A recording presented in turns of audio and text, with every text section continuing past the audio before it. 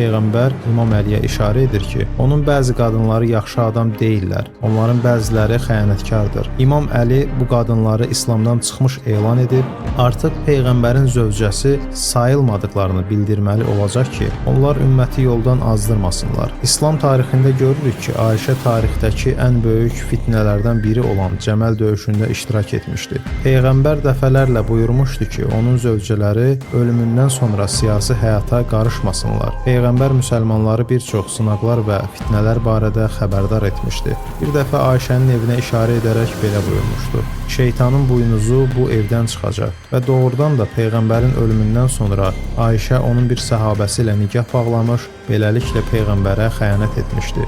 Rəvayətə görə o bir dəvəyə minib müsəlmanların yarısını digər yarısına qarşı döyüşə aparmışdı. Bu döyüşdə on minlərlə müsəlman və Peyğəmbərin səhabələri qətlə yetirilmişdi. Bu qətliam